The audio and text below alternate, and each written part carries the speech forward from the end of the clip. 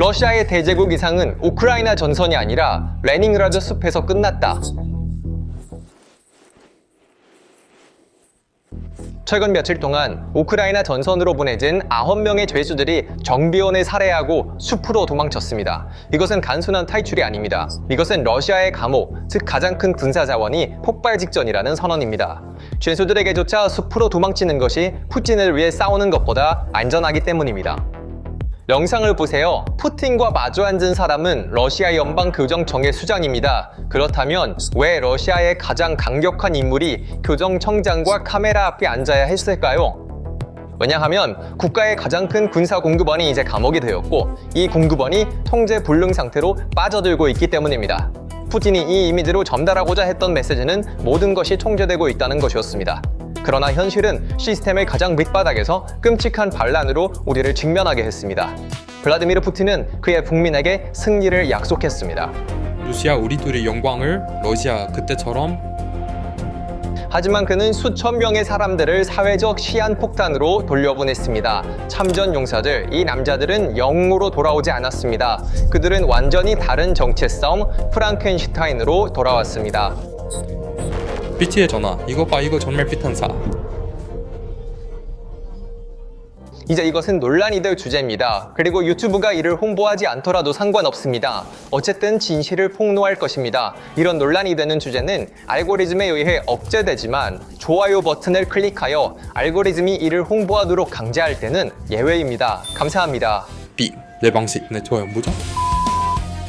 그들은 메달이 없고 깊은 트라우마와 통제할 수 없는 분노만 있습니다. 이 긴장은 모스크바의 거리에서 시베리아의 마을까지 느껴집니다. 영웅으로 칭송받던 이들이 이제는 자신의 가족의 안전을 위협하고 있습니다.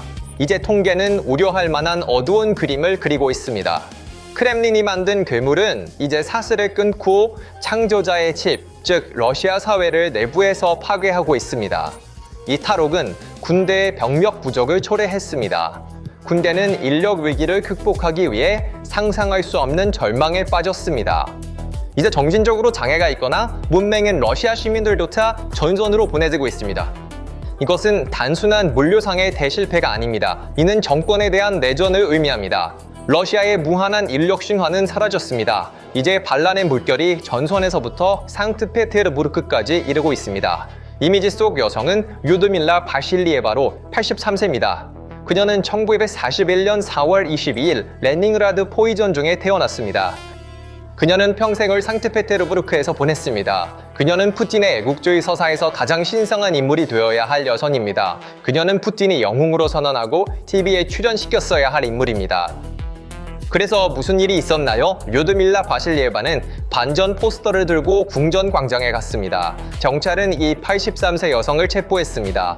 크렘린은 그녀를 침묵시키기 위해 자신의 영웅을 체포해야 했습니다. 이 사건은 크렘린의 서사의 제안입니다. 포위를 견디고 방위 산업에 기여한 인물은 애국심의 상징이어야 합니다. 대신 그녀는 푸틴의 전쟁이 반역이라고 외치고 있습니다. 이것은 정권의 가장 강력한 요새가 되어야 할 이념적 전선을 약화시키는 행위입니다. 블라디미르 푸틴이 자신의 국민을 가둔 이 악몽은 이제 나라 전체를 혼란으로 끌어들이고 있습니다. 러시아의 군사교리는 수십만 명의 병사를 잃는 비용에 상관없이 전선을 계속 지원하는 데 기반을 두고 있습니다. 그러나 이 무자비한 시스템은 이제 자기 파괴적인 메커니즘으로 변했습니다. 이 붕괴의 중심에는 자발적 모집이 중단된 후 시행된 강제 징병 제도가 있습니다. 매달 모집 인원이 수백 명으로 줄어들면서 계약 보너스가 사라지고 급여가 삭감되었습니다. 크렘린은 전선의 전쟁을 지원하기 위해 가장 어두운 자원에 의존하고 있습니다. 2022년 이후 14만에서 18만 명의 죄수가 전투에 투입되었습니다. 그러나 이 자원이 무한하다는 신화는 레닌그라드 지역에서 충격적인 사건으로 산산조각났습니다. 9명의 죄수가 우크라이나로 이송되던 중 호송원을 살해하고 숲으로 도망쳤습니다. 죄수에게는 3가지 길이 있었습니다. 각각은 죽음, 두려움, 그리고 절망으로 표시되었습니다.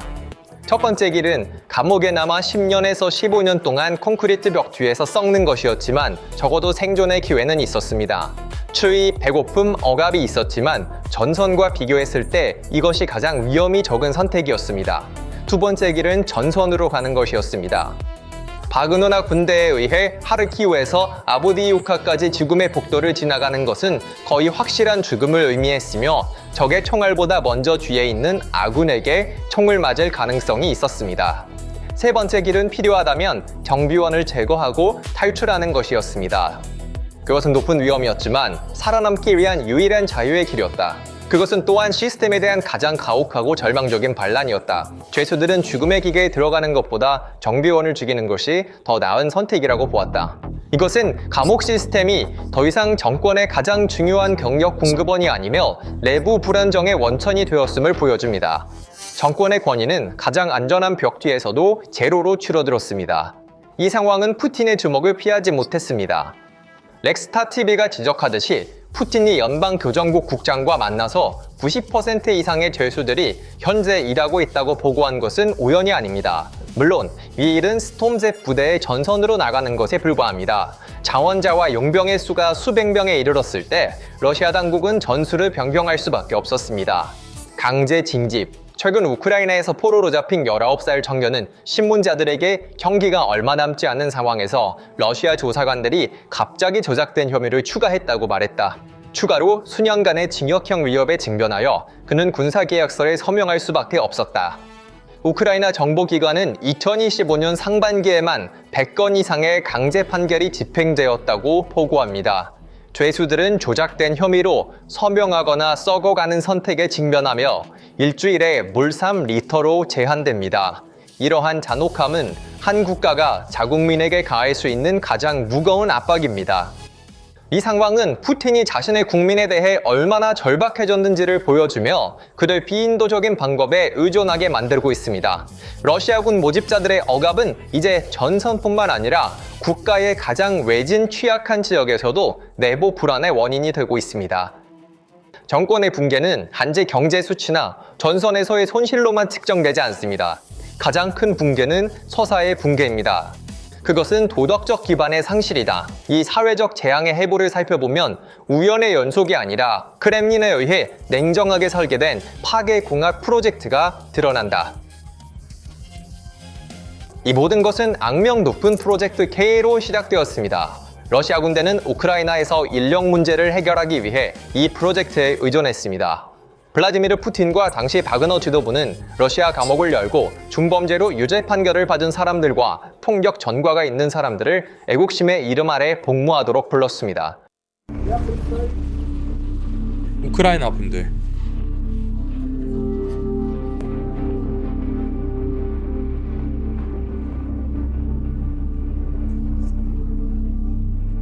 이것은 표준적인 모집 과정이 아니었습니다. 그것은 사회에서 가장 위험한 요소들에게 국가 자원을 제공하는 과정이었다. 바로 여기서 우리는 러시아가 직면한 현실을 마주한다. 이들은 시스템에 의해 만들어진 프랑켄슈타인들이다. 이들은 가장 어려운 상황에서 모인 개인들로 정렬한 분쟁 지역에 있었고 이제는 민간 생활에 적응하는 데 어려움을 겪고 있다. UN 자료에 따르면 2024년 한 해에만 17만 명 이상의 죄수가 자유를 약속받고 군대에 합류했습니다. 이 숫자는 많은 유럽 국가의 전체 군대보다 큽니다. 그러나 진짜 문제는 이들이 재활 과정을 거치는 것이 아니라 오히려 변형 과정을 겪고 있다는 것입니다. 최전선의 가장 치열한 전투에 던져진 이들은 생존을 위해 폭력을 반사적으로 사용하게 되었습니다. 그들에게 폭력의 사용은 더 이상 범죄가 아니며 생존을 위한 유일한 방법이 되었습니다. 이제 이 남자들이 돌아오고 있으며 그들이 가져오는 유일한 것은 전선에서의 무한한 폭력의 습관입니다. 지난 3년 동안 전선에서 돌아온 러시아 군인 중 거의 1000명이 살인 또는 사망에 이르게 한 가중 폭행 혐의로 기소되었습니다. 독립 언론 매체인 베리스트카와 노바야 가제타의 분석은 이 쥐환이 초래한 파괴를 드러냅니다.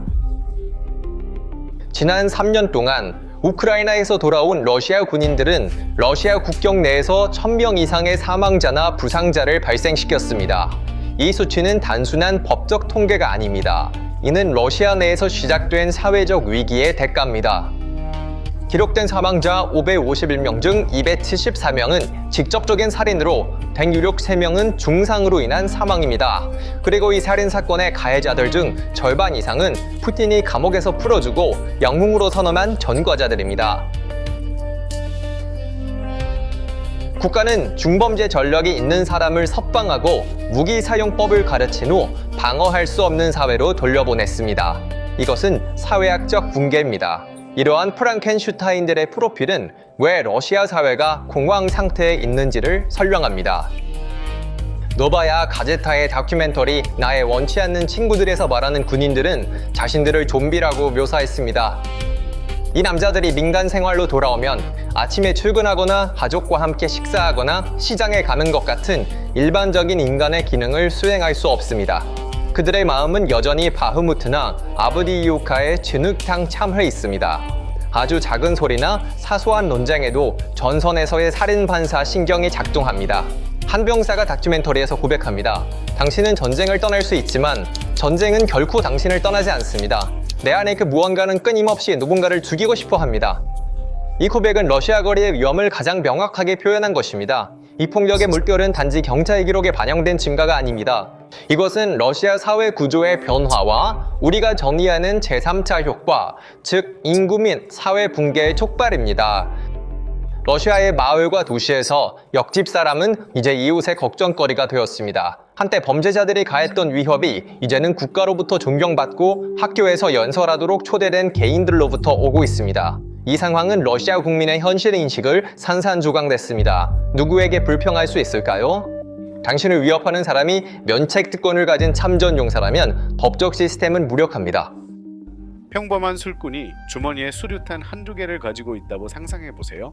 네, 이것이 오늘날의 러시아입니다. 전선에서 돌아온 군인들이 참에 숨어있는 적으로 장모를 착각하는 경향이 있는 것 같습니다.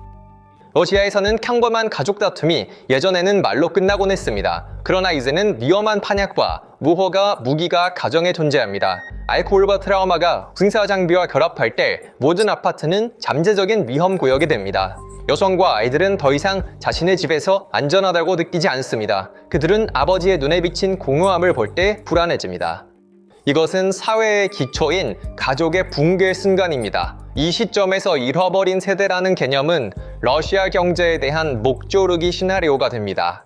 푸틴이 가족 가치를 홍보하는 동안 전선에서 돌아오는 이 트라우마를 입은 대중은 가족 구조를 해치고 있습니다. 수만 명의 폭력 성향을 가진 남성들이 경제의 생산적인 힘이 아니라 부담이 됩니다. 고용주들은 위기 상황에서 위험할 수 있는 전과자를 고용하고 싶어 하지 않습니다. 러시아 비즈니스 세계는 이러한 위험한 노동력을 기피합니다. 그 결과 이 무리는 불법 활동에 의존하게 됩니다. 상황은 특히 농촌 지역에서 심각합니다. 전과자들이 마을로 돌아오면서 지역 주민들에게 압박을 가합니다.